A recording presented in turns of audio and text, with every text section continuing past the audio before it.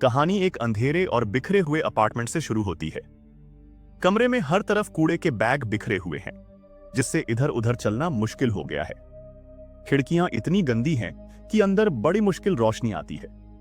दीवार पर पुराने कैलेंडर के पन्ने चिपकाए गए हैं ताकि तारीख का पता चलता रहे। इस अपार्टमेंट में अत्सुरो क्रोसु नाम का एक लड़का रहता है।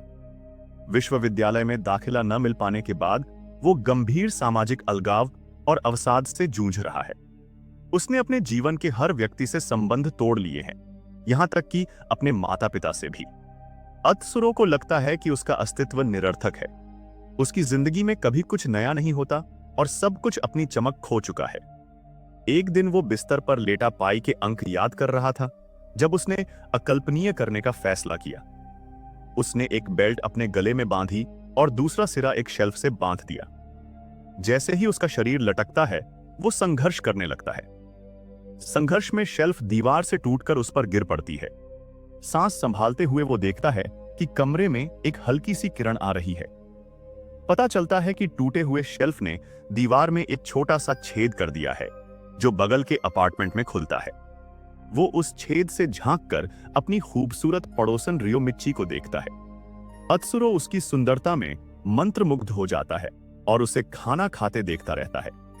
रियो की तरफ यह छेद बिल्कुल नजर नहीं आता, क्योंकि वो उसके बुक शेल्फ के पीछे है। उस दिन के बाद अत्सुरो रियो की रोजमर्रा की जिंदगी देखने लगता है। वो अभी भी हैरान है कि रियो जैसी लड़की उसके बिल्कुल पास रहती है। अगले दिन रियो एक बैग और कुछ किताबें लेकर बाहर जाती है। यह देखकर अत्सुरो मानता है कि वो छात्रा है।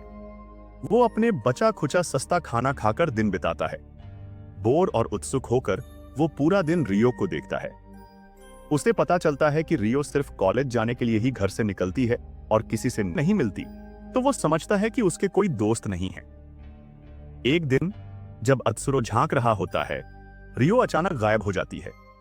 यह जानने के लिए कि वो कहां है, वो बहुत समय बाद पहली बार अपने अपार्टमेंट से बाहर निकलता है। वो रियो के दरवाजे तक जाता है और आवाज सुनने की कोशिश करता है।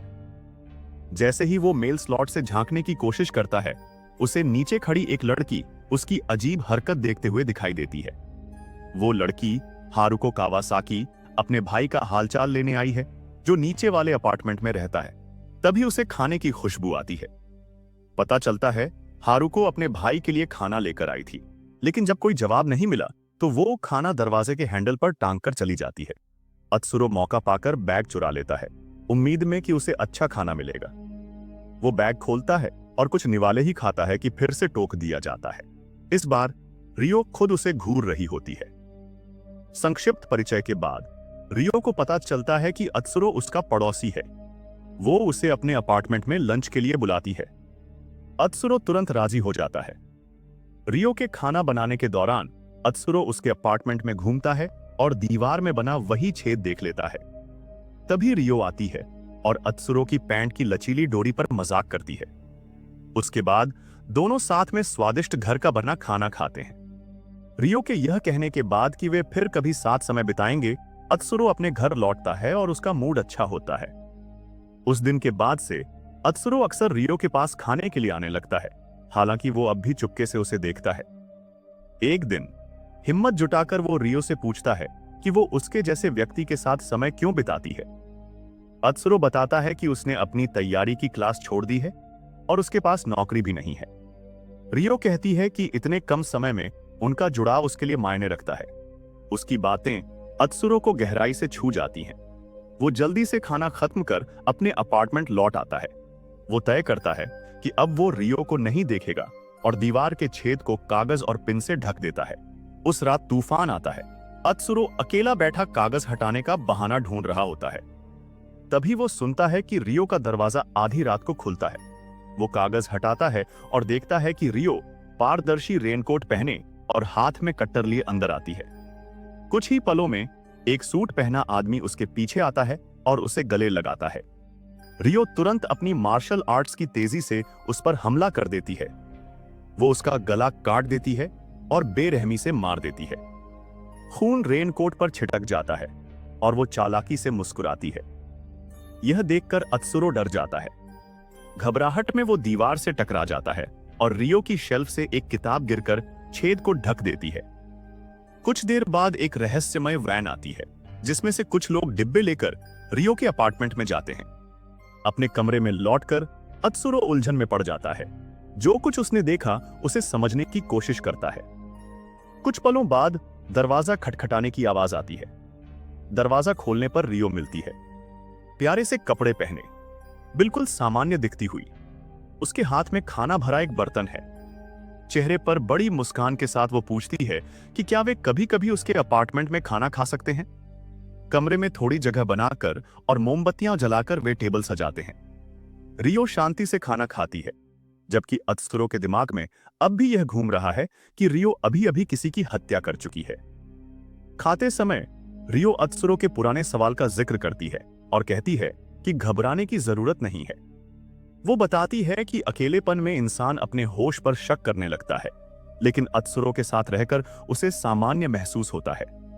रियो के जाने के बाद अत्सुरो चॉपस्टिक से किताब गिराकर छेद से फिर झांकता है। उसे रियो आराम से चाय पीती दिखती है। सब कुछ बिल्कुल सामान्य देखकर उसे लगता है शायद उसने पिछली रात जो देखा वो भ्रम था। कुछ देर बाद एक आवाज रियो से गुड बाय कहती है। अत्सुरो तुरंत दरवाजे की ओर भागता है और देखता है कि एक रहस्यमय औरत रेना वहां से गुजर रही है। वो पीछे मुड़कर अत्सुरो का नाम लेती है, थोड़ी देर रुकती है और फिर चली जाती है। अगली सुबह यूनिवर्सिटी जाते समय रियो उसे रास्ते में मिलती है। वो अत्सुरो से कहती है कि वो अपने कपड़े धोने के लिए उसकी वॉशिंग मशीन इस्तेमाल कर सकता है और दोबारा साथ खाने का न्योता देती है। कपड़े धोते समय अत्सुरो को फिर हत्या वाला दृश्य याद आ जाता है, लेकिन उसका रियो के लिए आकर्षण उसे भटका देता है। एक साथ खाने के उत्साह में वो जल्दी घर लौटकर टेबल सजाता है। रात को इंतजार करते हुए वो छेद से देखता है। रियो फिर से पारदर्शी रेनकोट पहने और एक मधुमक्खी टैटू वाले आदमी को बेरहमी से मार रही है। इस बार साफ हो जाता है, यह कोई भ्रम नहीं, रियो सच में मर्दों को अपने घर लाकर मारती है। चौंक कर वो चीख पड़ता है, जिससे रियो को छेद नजर आता है। वो बॉक्स कटर छेद में घुसाती है और सीधे अत्सुरो की आंखों में देखती है। डर के मारे अत्सुरो अपार्टमेंट से भाग जाता है और रियो उसका पीछा करते हुए सड़कों पर दौड़ती है। इमरजेंसी एग्जिट से होते हुए वो एक बिल्डिंग की छत पर चढ़ जाता है, लेकिन रियो वहां भी पहुंचकर उसे घेर लेती है। वो पूछती है कि क्या उसने उसे मारते हुए देखा। अत्सुरो सब कबूल कर लेता है। वो कब से उसे देख रहा था और जानता था कि वो कातिल है। रियो को यह अजीब लगता है कि यह जानते हुए भी वो उससे मिलने और खाने आता रहा। वो उसे मारने बढ़ती है, लेकिन अत्सुरो बताता है कि उसने एक बार आत्महत्या की कोशिश की थी, तभी यह छेद मिला और पहली बार उसे रियो दिखी। वहीं से वो उससे प्यार करने लगा और जीने का कारण मिल गया।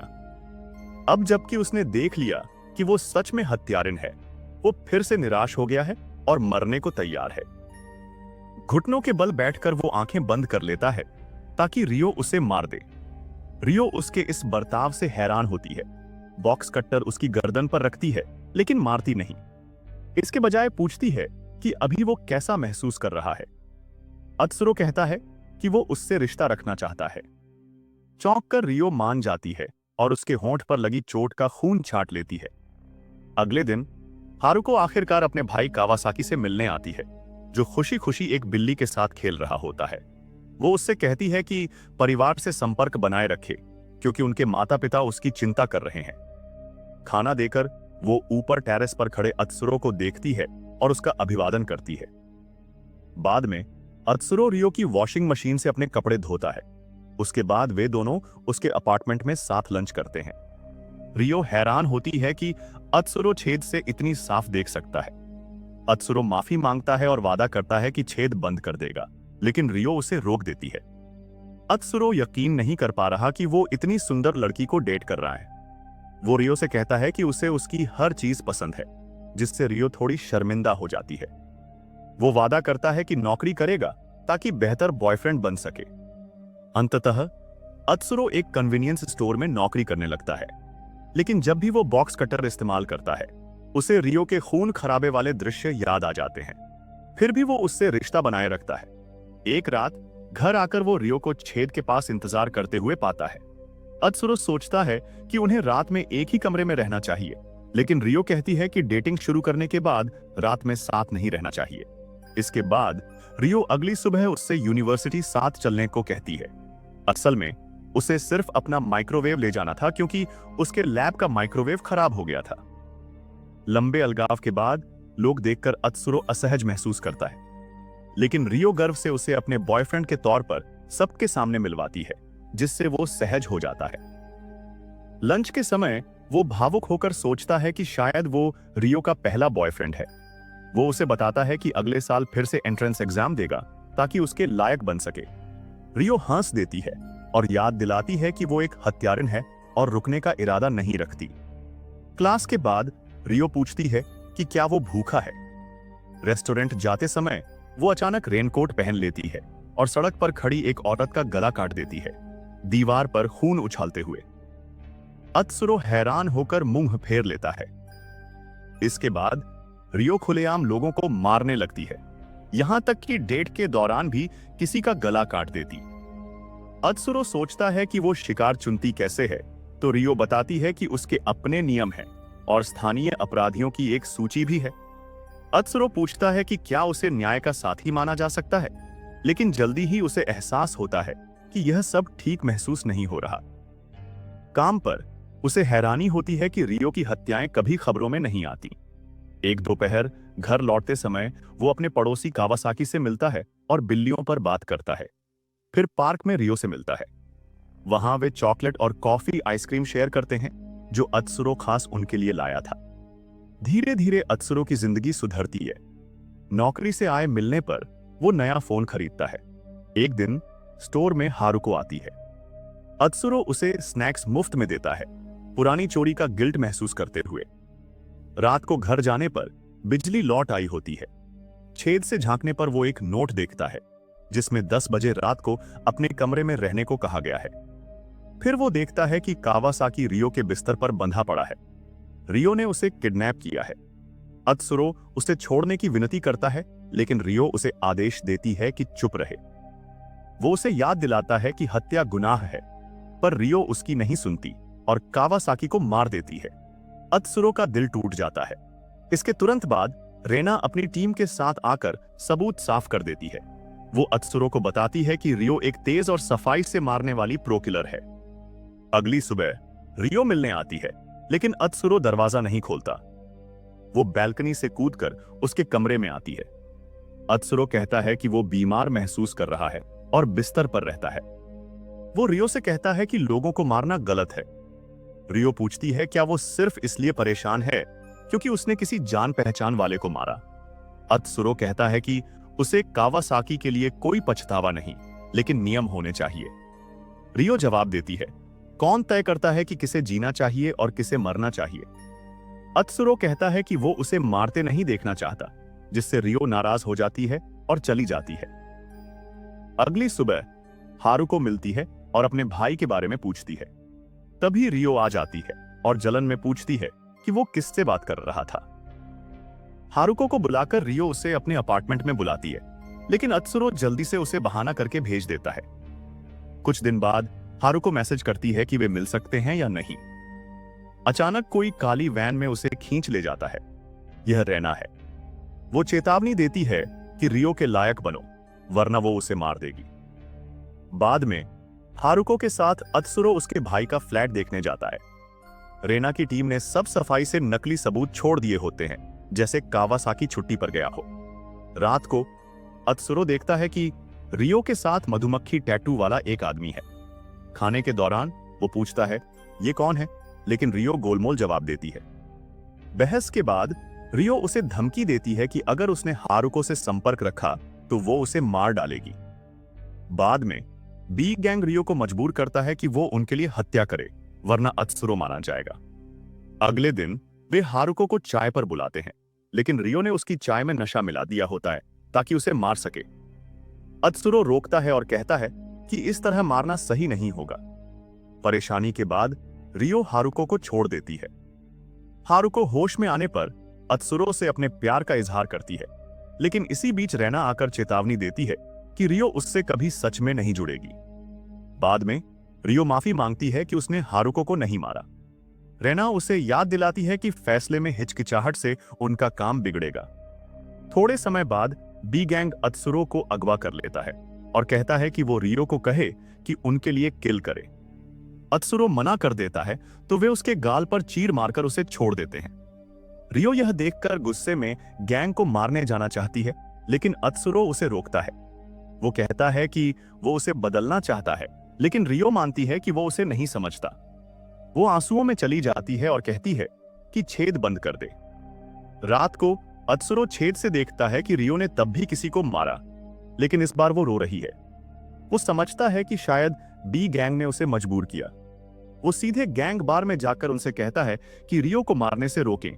वे मानते नहीं, तो वो कट्टर निकालकर उनसे लड़ने की कोशिश करता है, लेकिन वे उसे पीट देते हैं। तभी बिजली चली जाती है, गैस फैलती है और रियो रेनकोट पहने अंदर आती है। वो सभी गैंगस्टरों को मार देती है। इसके बाद वो अत्सुरो से कहती है कि इस बार हत्या का आनंद नहीं आया, लेकिन इसका मतलब यह नहीं कि वो रुकेगी। दोनों एक दूसरे से प्यार का इजहार करते हैं और किस करते हैं। अचानक रियो उससे चाकू मार देती है और कहती है कि वो हमेशा से चाहती थी कि जिसे वो पसंद करे उसी को मारे, लेकिन फिर मानती है कि यह वैसा महसूस नहीं हुआ जैसा उसने सोचा था। अत्सुरो खुश होता है कि उसने यह कहा। कुछ दिन बाद रेना देखती है कि रियो सूटकेस के साथ है और अत्सुरो बैसाखियों पर उसका पीछा कर रहा है। वे पुराने अपार्टमेंट की सफाई की बात करते हैं। रियो कहती है कि वो अब किसी को नहीं मारेगी, लेकिन एक दिन अत्सुरो को जरूर मारेगी। अत्सुरो मुस्कुराकर कहता है, ठीक है, मेरी धमनी बस तुम्हारी है।